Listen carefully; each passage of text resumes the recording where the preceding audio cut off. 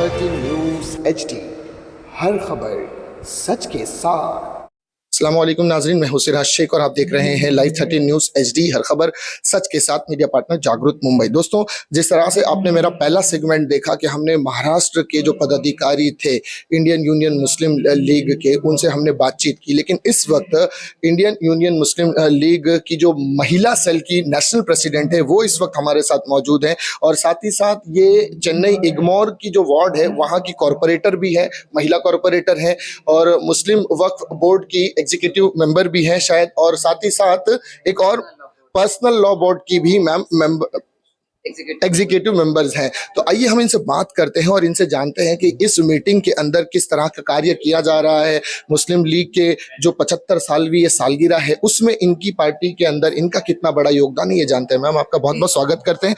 Ma'am, जानना चाहेंगे आज 75 साल पार्टी को हो गए हैं, और 75 साल में पार्टी का कार्य आपके सामने कैसा है? नहीं, बहुत बहुत अच्छा है। ये जो 75 इयर्स हमारे मुस्लिम लीग का जो सेलिब्रेशन हो रहा है उसमें मैं ये भी बोलना चाहूंगी कि वुमेन्स विंग का जो है ऑफिशियली ये 30 इयर्स प्लस है। तो जब पार्टी 75 इयर्स मना रहा है, हम लोग 30 इयर्स प्लस से हमारा प्रेजेंस दिखाते आ रहे हैं, खासकर केरला और तमिलनाडु में। अभी तो आप जैसे मुझे इंट्रोड्यूस किए, मैं यहाँ पे मुस्लिम लीग के काउंसलर भी हूँ अल्हम्दुलिल्लाह, और वक्फ बोर्ड के मेंबर भी हूँ। तो ये सब मुस्लिम लीग पार्टी हमको ये जो फ्रीडम दिया है, लिबर्टी दिया है, और जो खवातीन के लिए, उनके हक के लिए हमको आगे बढ़ा के, और हम खुद हमारे हक के लिए लड़ने के लिए हमको तैयार किए हैं। और जो डेमोक्रेटिक राइट्स जो है, जैसे आप लोग देखते हैं कि 10 ईयर्स से जो तलाक का जो प्रॉब्लम हुआ, फिर जो है ये CA NRC NPR का, और फिर जो लगातार जो हमारे हिजाब के ऊपर जो हमला हो रहा है अभी, तो हमारे खाने में, हमारे लिबास में, और हमारे तौर तरीके में, हमारे शरीयत में जो मुदाखलात हो रहा है, सिर्फ मुसलमानों के लिए नहीं, पूरे इंडिया के दस्तूर में जो आज खतरा पैदा हो गया है, दस्तूर को मिटाने के लिए, और जो यूनिटी इन डाइवर्सिटी जो हमारी इंडिया का जो शान है पूरी दुनिया में, उसको मिटाने के लिए अब चंद लोग कोशिश कर रहे हैं।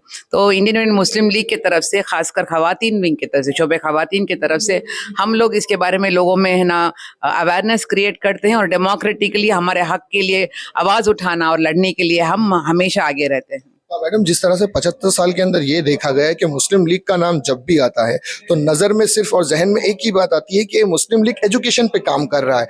क्या मुस्लिम लीग एजुकेशन से हटकर महिलाओं के विकास के लिए, महिलाओं की तरक्की के लिए भी कुछ काम करता है? सिर्फ एजुकेशन नहीं, हम लोग पॉलिटिकल एम्पावरमेंट के लिए भी काफ़ी काम करते हैं, और स्किल एम्पावरमेंट के लिए भी, क्योंकि रोटी कपड़ा मकान का जो चलता है, पहले रोजी रोटी रहेगा तो दूसरे चीज़ के बारे में सोचेंगे। तो आज के ज़माने में सबसे अहम चीज़ है कि आप इल्म हासिल करना, तभी तो आप रोटी कमा सकते हैं। और एक बात भी मैं कहूँ कि आप भी मेरे साथ देखते हैं, एडवोकेट आयशा हैं जो हमारे जनरल सेक्रेटरी हैं तमिलनाडु के, और ये मुख्तलिफ जो सिर्फ मुसलमान नहीं, दूसरे मजहब से भी हैं हमारे साथ। तो सिर्फ मुसलमानों में ही नहीं, पूरे खवातीन में हम लोग काम करते हैं, और सिर्फ एजुकेशन नहीं, पॉलिटिकल अवेयरनेस के लिए और सोशल एम्पावरमेंट के लिए भी हम लोग काम करते हैं। काफ़ी काम जो है यूथ में होता है, हमारे जवान नस्लों में जो है आजकल जो इन्फ्लुएंस होता है वेस्टर्न कल्चर का, और सिर्फ मुसलमानों का शरीयत नहीं, इंडियन कल्चर जो है, the Athos of Indian culture, तो इसको जो एरोड किया जाता है, तो इसके बारे में भी जो है काफ़ी हमारा काम होता है अभी। जैसे कि हमारा मीडिया जो है वो मुंबई से यहाँ पर तशरीफ लाया है इस इवेंट को कवर करने के लिए, हम ये जानना चाहेंगे कि चेन्नई, ये तमिलनाडु पूरे स्टेट के अंदर मुस्लिम लीग के कितने MPs हैं, कितने MLAs हैं, या कॉर्पोरेटर कैसे हैं, कैसा लेवल पे इनका मतलब काम नजर आ रहा है यहाँ पर? यहाँ पे जो है आप लोग अभी हमारे चीफ मिनिस्टर MK स्टालिन के बारे में तो आप लोग ऑलरेडी सुन चुके हैं। जो द्रविडियन मॉडल जो आज दिखा रहे हैं, वो जो आज हुकूमत चल रहा है, one of the best model है ये पूरे गवर्नमेंटों के लिए, क्योंकि सबको साथ लेके चलते हैं ना। जो द्रविडियन मॉडल है, हर एक के लिए उनके जो है एम्पावरमेंट और डेवलपमेंट के लिए काम हो रहा है, और खासकर मुस्लिम लीग का तो काफ़ी अच्छा नाम है तमिलनाडु में, क्योंकि यहाँ पे मुस्लिम लीग पैदा हुआ। ये जो इजलास आज चेन्नई में हो रहा है, ये हमारे 75 इयर्स पहले जो हमारे फाउंडिंग फादर्स थे, इसी ज़मीन से, इसी जगह से जो है मुस्लिम लीग को ऐलान किया 10 मार्च 1948 में। तो लगातार जो है हर जो हुकूमत आया है, मुस्लिम लीग को काफ़ी एहतराम किया है, अहमियत दिया है। उसलिए आज भी जो है अल्हम्दुलिल्लाह मुस्लिम लीग के जो वाइस प्रेसिडेंट हैं, वक्फ बोर्ड के चेयरमैन हैं, जो फॉर्मर मेंबर ऑफ पार्लियामेंट, और लगातार यहाँ से मेंबर ऑफ पार्लियामेंट हम लोग चुन के भेजे हैं और एमएलएज रह के हैं, और अल्हम्दुलिल्लाह मैं काउंसलर से हूँ। और तमिलनाडु में मोर देन 100 काउंसलर्स हैं माशाल्लाह, मुख्तलिफ शहरों से, जो खेड़ों से, विलेजेस, म्यूनसिपालिटी का जो कॉरपोरेशन, विलेज पंचायत में। और खुशी की बात यह है कि उसमें मोर देन 50% खवातीन हैं। जो मुस्लिम लीग के, सिर्फ मुस्लिम लीग जेंट्स के लिए नहीं, खवातीन के लिए भी काफ़ी एम्पावरमेंट तमिलनाडु में हो रहा है। तो मैं ख्वाहिश करूंगी कि हर स्टेट में ऐसे ही हो, सिर्फ केरला और तमिलनाडु नहीं, हर स्टेट में ऐसे एम्पावरमेंट हो, ये हमारी ख्वाहिश है। वही हमारा रेजोल्यूशन भी है, क्योंकि जो 1 साल के लिए हम लोग जो प्लान किए हैं, आज जो शुरुआत जो हुआ है, ऑल स्टेट्स ऑफ इंडिया में हम लोग अहम शहरों में ये इजलास रखेंगे और मुस्लिम लीग की अहमियत लोगों को है ना समझाना चाहते हैं। क्या अवाम को क्या मैसेज देना चाहेंगे कि मुस्लिम लीग से जुड़े, कैसे जुड़े, किस तरह से आकर काम करना चाहिए, और मुस्लिम जो नए बच्चे हैं, जो यंग जनरेशन है, उनको क्या मैसेज देना चाहेंगी पार्टी के बैनर तले? हाँ, हमारा नाम इंडियन यूनियन मुस्लिम लीग है, मगर सिर्फ मुसलमानों के लिए नहीं है ये पार्टी। हर एक जो सेक्युलरिज्म चाहता है और डेमोक्रेसी के लिए काम करना चाहता है, उनके लिए तो हम खुले दिल से उनको दावत देना चाहेंगे, विदाउट एनी रिलीजियस डिफरेंसेस।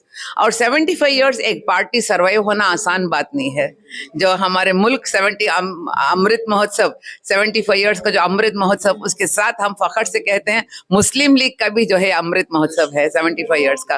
तो हम सोचना है कि ये पार्टी कैसा सर्वाइव होके रहेगा। अगर सिर्फ मुसलमानों के लिए रहता तो ये पार्टी कब की मिट चुका हो जाता, राइट। तो आज जो सर्वाइव हो रहा है, और हमारे एमपीज हैं, एमएलएज हैं, जो लोग हैं, तो ये जो जितने भी आवाज उठा रहे हैं पार्लियामेंट में, असेंबलीज में, और जो म्यूनसिपालिटीज में या कॉरपोरेशन में, सिर्फ मुसलमानों के लिए नहीं, आवाम के लिए आवाज उठा रहे।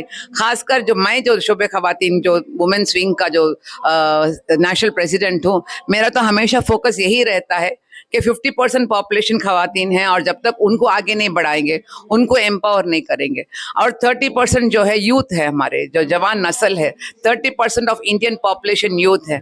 तो मैं खासकर जवान नस्लों को और हमारी बहनों को मैं दावत देना चाहूँगी, जब तक आप पॉलिटिकली एम्पावर नहीं होंगे और आपके जो इस मुल्क हिंदुस्तान के जो आपका हक है, आपके राइट्स जो है, इसके बारे में नहीं जानेंगे, तो आपको कोई नहीं बचा सकता। तो इनके बारे में, उनके बारे में है ना शिकायत करने से पहले हम खुद को पूछना है कि मैं क्या कर रही हूँ मेरे मुल्क के लिए। तो यही मैं है ना मैसेज देना चाहूंगी। आप खुद से पूछिए कि आप क्या कर रहे हैं आपके मुल्क के लिए। यह हमारा मुल्क हिंदुस्तान है, और सारे जहां से अच्छा हिंदुस्तान हमारा है।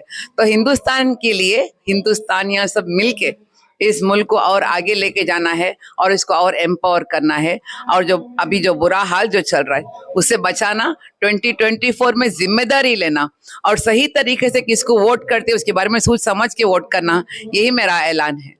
Thank you. सो देखा नाजरीन, ये थे इंडियन यूनियन मुस्लिम लीग की नाम मैडम आपका? फातिमा मुजफ्फर। फातिमा मुजफ्फर साहिबा थी, जो कि नेशनल प्रेसिडेंट है महिला सेल की। इन्होंने अपने तासुरात, अपने ख्यालात हम तक पहुंचाए, और किस तरह से 75वीं सालगिरह को इन्होंने सेलिब्रेट किया है मुस्लिम लीग की, ये हम तक पहुंचाया। मैं Siraj Shaikh, live 13 news HD से फिर मिलूंगा नाजरीन किसी नई खबर के साथ। तब तक के लिए मुझे दीजिए इजाजत। शब खैर।